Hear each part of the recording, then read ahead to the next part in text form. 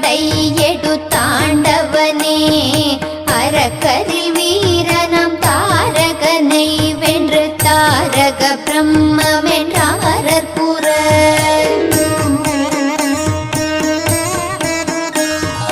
பூத பிரேத பிசாசுகள் அணுகிடும் பயத்தினருள் பெரும் பகையகல ஜய ஜய ஷண்முக சுந்தர தேவனின் திருவடி சரணம்.